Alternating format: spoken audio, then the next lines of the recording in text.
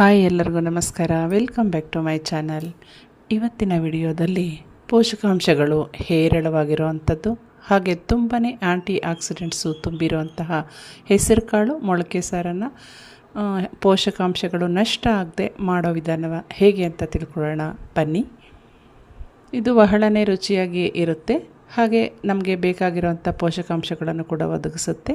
ಈಗ 2 ಕಪ್ನಷ್ಟು ಹೆಸರು ಕಾಳನ್ನು ನಾನು ರಾತ್ರಿ ನೆನೆಸಿ ಇಡ್ತಾಯಿದ್ದೀನಿ. ತೊಳೆದು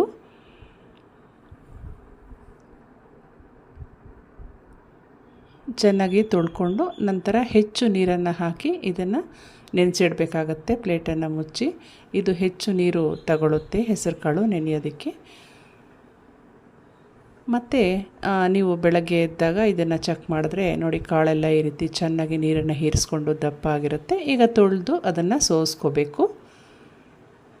ಸೋಸ್ಕೊಂಡಿದ್ದು ಆದಮೇಲೆ ಒಂದು ಕಾಟನ್ ಬಟ್ಟೆ ಮೇಲೆ ಈ ರೀತಿ ಒಂದು 5 ನಿಮಿಷ ತೇವ ಆರೋವರೆಗೆ ಅದನ್ನು ಆರಕ್ಕಿಟ್ಟು ನಂತರ ಗಂಟು ಕಟ್ಟಿ ಗಾಳಿ ಆಡದೇ ಇರೋವಂತಹ ಜಾಗದಲ್ಲಿ ಬಟ್ಲಿನಲ್ಲಿ ಇಟ್ಟು ಪ್ಲೇಟನ್ನು ಮುಚ್ಚಿಟ್ರೆ ನೋಡಿ 24 ಗಂಟೆ ಆದಮೇಲೆ ನಾನು ಈ ರೀತಿ ಈ ಗಂಟನ್ನು ಓಪನ್ ಮಾಡ್ತಾಯಿದ್ದೀನಿ. ಮೊಳಕೆ ತುಂಬಾ ಚೆನ್ನಾಗಿ ಬಂದಿದೆ.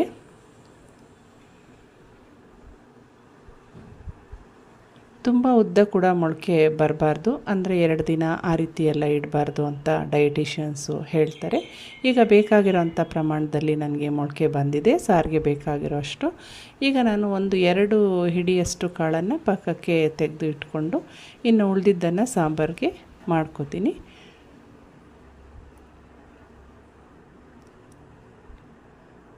ಈಗ ಈ ಸಾಂಬಾರನ್ನು ಮಾಡೋ ವಿಧಾನ ಹೇಗೆ ಅಂತ ನೋಡ್ಕೊಳ್ಳೋಣ ಬನ್ನಿ. ಈಗ ಮೊದಲಿಗೆ ನನಗೆ ಸಾರು ಮಾಡೋಕ್ಕೆ ಬೇಕಾಗಿರುವಂಥ ಒಂದು ಅಳತೆಯ ಪಾತ್ರೆಯನ್ನು ಇಟ್ಕೊಂಡಿದ್ದೀನಿ. ಇದಕ್ಕೆ ಒಂದು ಸ್ವಲ್ಪ ಬೆಣ್ಣೆಯನ್ನು ಹಾಕ್ಕೊಂಡಿದ್ದೀನಿ. ಬೆಣ್ಣೆಯಲ್ಲಿ ಕಾಳನ್ನು ಒಂದು ಸ್ವಲ್ಪ ಹೊತ್ತು ಬೇಯಿಸ್ಕೊಳ್ಳೋದ್ರಿಂದ ಘಮ ಮತ್ತು ರುಚಿ ಎರಡೂ ಕೂಡ ಚೆನ್ನಾಗಿರುತ್ತೆ.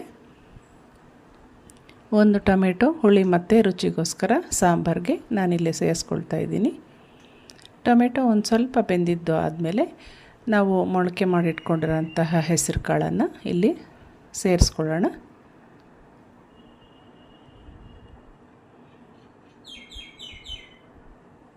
ಹೆಸರು ಕಾಳು ಸುಲಭವಾಗಿ ಜೀರ್ಣ ಕೂಡ ಆಗುತ್ತೆ. ಆದ್ದರಿಂದ ವಾರದಲ್ಲಿ ಖಂಡಿತ ಒಮ್ಮೆ ನೀವು ಈ ಸಾಂಬಾರನ್ನು ಟ್ರೈ ಮಾಡಿ. ಈಗ ರುಚಿಗೆ ತಕ್ಕಷ್ಟು ಉಪ್ಪು ಮತ್ತು ಒಂದು ಸ್ವಲ್ಪ ಅರಿಶಿಣವನ್ನು ಇದರ ಜೊತೆಗೆ ಸೇರಿಸ್ಕೊಂಡು ನಾನು ಸ್ವಲ್ಪ ಹೊತ್ತು ತಿರುಗಿಸ್ಕೊಳ್ತೀನಿ. ಈ ರೀತಿ ಮಾಡೋದ್ರಿಂದ ಉಪ್ಪು ಕಾಳಿಗೆ ಚೆನ್ನಾಗಿ ಹಿಡ್ಕೊಳ್ಳುತ್ತೆ, ಆಗಷ್ಟೇ ರುಚಿ ಚೆನ್ನಾಗಿರುತ್ತೆ. ಈ ರೀತಿ ತಿರುಗಿಸ್ಕೊಂಡು ಅದು ಉಪ್ಪು ಹಿಡಿಯೋವರೆಗೂ ಅದನ್ನು ಬೇಯಿಸ್ಕೊಳ್ಳೋದ್ರಿಂದ ಸ್ವಲ್ಪ ಹೊತ್ತು. ಇದರ ಜೊತೆಗೆ ಆಲೂಗಡ್ಡೆ ಮತ್ತು ಬದನೆಕಾಯಿಯನ್ನು ಕೂಡ ಒಂದೊಂದು ಹಾಕ್ಕೊಳ್ಳೋದ್ರಿಂದ ಸಾಂಬಾರಿನ ರುಚಿ ಚೆನ್ನಾಗಿರುತ್ತೆ.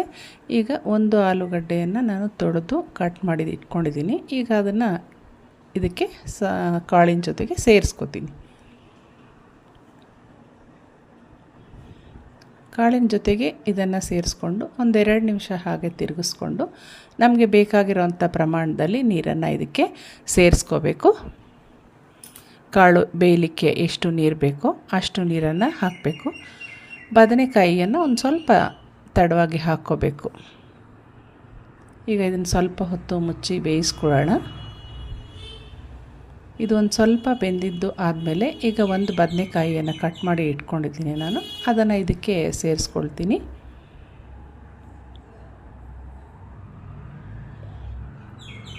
ಸ್ವಲ್ಪ ಬೆಂದಿದೆ ಕಾಳು.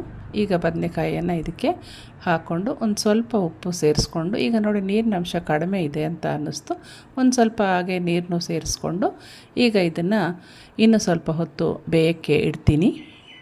ಹೆಚ್ಚು ಹೊತ್ತೇನು ಬೇಕಾಗಲ್ಲ, ಆದರೂ ಮಧ್ಯೆ ಮಧ್ಯೆ ಪೂರ್ತಿ ಬೆಂದು ಹೋಗದೇ ಇರೋ ಹಾಗೆ ಕಲಿಸ್ತಾ ಚೆಕ್ ಮಾಡ್ತಾ ಇರಬೇಕಾಗತ್ತೆ. ಈಗ ಮಸಾಲೆ ಏನೆಲ್ಲ ಬೇಕು ಅಂತ ನೋಡೋಣ ಬನ್ನಿ. ಇಲ್ಲಿ ಒಂದು ಅರ್ಧ ತೆಂಗಿನಕಾಯಿನಷ್ಟು ಕೊಬ್ಬರಿಯನ್ನು ನಾನಿಲ್ಲಿ ಹಾಕ್ಕೊಂಡಿದ್ದೀನಿ. ಮತ್ತು ಕಲ್ಲರ್ಗೆ ಅಂತ ಒಂದು 4 ಬ್ಯಾಡಗಿ ಮೆಣಸಿನ್ಕಾಯನ್ನು ಇದಕ್ಕೆ ಸೇರಿಸ್ಕೊಂಡು ಮೊದಲು ರುಬ್ಕೊಳ್ತೀನಿ. ಯಾವಾಗಲೇ ಮಸಾಲೆ ರುಬ್ಬಿದ್ರೂ ಕೊಬ್ಬರಿಯನ್ನು ಮೊದಲು ನುಣ್ಣಗೆ ರುಬ್ಕೋಬೇಕಾಗತ್ತೆ. ಈ ರೀತಿ ಆದಮೇಲೆ ನೀರೇನು ಹಾಕಿಲ್ಲ ನೋಡಿ. ಬೆಳ್ಳುಳ್ಳಿ 1 ಮತ್ತು ಒಂದು ಸಣ್ಣ ಚೂರು ಚಕ್ಕೆ ಮತ್ತು 4 ಲವಂಗನ ಇದಕ್ಕೆ ಸೇರಿಸ್ಕೊಂಡಿದ್ದೀನಿ. ಅರ್ಧ ಚಮಚದಷ್ಟು ಜೀರಿಗೆ, ಒಂದು ದೊಡ್ಡ ಈರುಳ್ಳಿಯನ್ನು ಇದಕ್ಕೆ ಹಾಕ್ಕೊಂಡು ಸ್ವಲ್ಪ ನೀರು ಸೇರಿಸ್ಕೊಂಡು ಚೆನ್ನಾಗಿ ರುಬ್ಕೋತೀನಿ. ಈಗ ಈ ರೀತಿ ಫುಲ್ಲು ನುಣ್ಣಗೆ ಆದಮೇಲೆ ಕೊನೆ ರೌಂಡ್ಗೆ ಕೊತ್ತಂಬರಿ ಸೊಪ್ಪನ್ನು ಹಾಕ್ಕೋಬೇಕು. ಇದನ್ನೇನು ಹೆಚ್ಚಿಗೆ ರುಬ್ಕೊಳ್ಳೋದೇನು ಬೇಕಾಗಲ್ಲ, ಒಂದು ರೌಂಡ್ ರುಬ್ಕೊಂಡಿದ್ರೆ ಜಸ್ಟ್ ಸಾಕಾಗತ್ತೆ.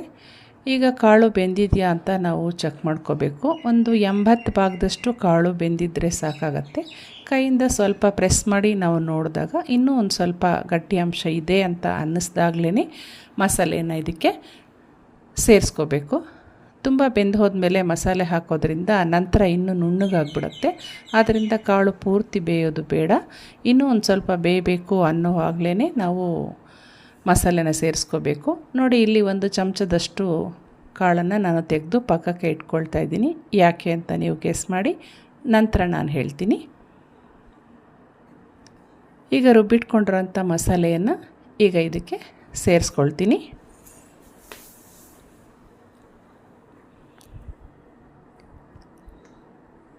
ಈಗ 1 ಚಮಚದಷ್ಟು ಮೆಣಸಿನ ಪುಡಿ ಅಂದರೆ ಅಚ್ಚ ಖಾರದ ಪುಡಿಯನ್ನು ಇದಕ್ಕೆ ಹಾಕ್ಕೊಳ್ತೀನಿ. ಧನಿಯಾ ಪುಡಿ 2 ದೊಡ್ಡ ಚಮಚದಷ್ಟು ಇದಕ್ಕೆ ಹಾಕ್ಕೊಂಡು ಮಿಕ್ಸ್ ಮಾಡ್ಕೊಳ್ಳೋಣ.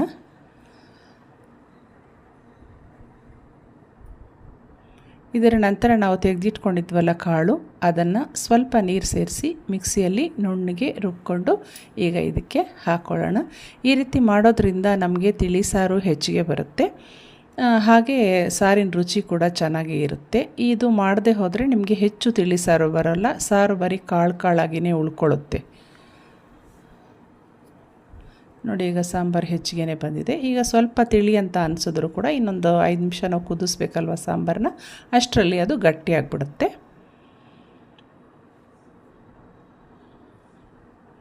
ಬಹಳನೇ ರುಚಿಯಾಗಿರೋ ಈ ಸಾಂಬಾರನ್ನ ನೀವು ಖಂಡಿತ ಮಿಸ್ ಮಾಡ್ಕೋಬೇಡಿ. ಆಗಾಗ ಮನೆಯಲ್ಲಿ ಟ್ರೈ ಮಾಡಿ ಇದನ್ನು ಮಾಡ್ತಾಯಿರಿ.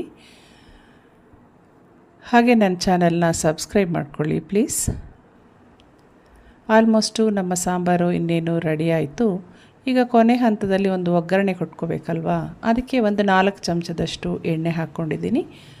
ಸ್ವಲ್ಪ ಜೀರಿಗೆ, ಸಾಸಿವೆ ಸೇರಿಸ್ಕೊಳ್ಳೋಣ.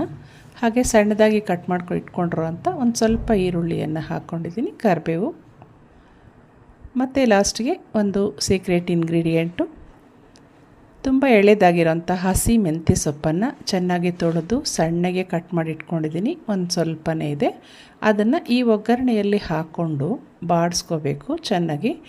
ಸಾಂಬಾರಿಗೆ ಕೊನೆಯಲ್ಲಿ ಇದನ್ನು ಸೇರಿಸ್ಕೊಳ್ಳೋದ್ರಿಂದ ತುಂಬಾ ಪರಿಮಳ ಹಾಗೆ ರುಚಿ ಚೆನ್ನಾಗಿರುತ್ತೆ.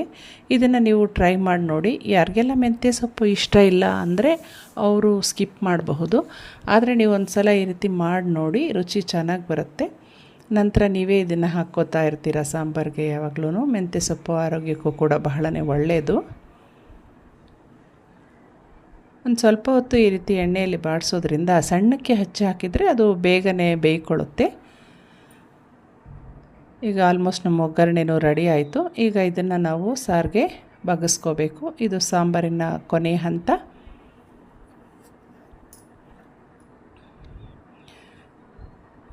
ಮೆಂತ್ಯ ಸೊಪ್ಪನ್ನು ಕೆಲವರು ಅಡುಗೆಗಳಲ್ಲಿ ನಾವು ಬಳಸ್ತಾನೆ ಇರಬೇಕಾಗತ್ತೆ.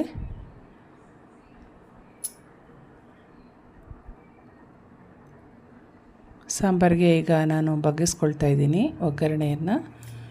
ಕೊನೆಗೊಂದಿಷ್ಟು ಕಟ್ ಮಾಡಿ ಇಟ್ಕೊಂಡಿರೋ ಕೊತ್ತಂಬರಿ ಸೊಪ್ಪನ್ನು ಇದಕ್ಕೆ ಸೇರಿಸ್ಕೊಳ್ಳೋದ್ರಿಂದ ಸಾರು ಇನ್ನೂ ರುಚಿಯಾಗಿರುತ್ತೆ.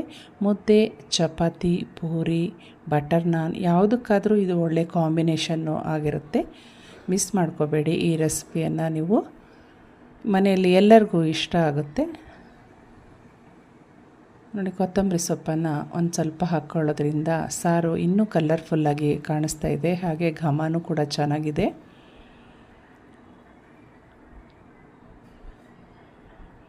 ಹೆಸರು ಕಾಳಿನಲ್ಲಿ ಆಕ್ಸಿಡೆಂಟ್ಸು ತುಂಬಾ ಹೇರಳವಾಗಿರುತ್ತೆ ಅಂತ ನಾನು ಹೇಳಿದೆ ಅಲ್ವಾ.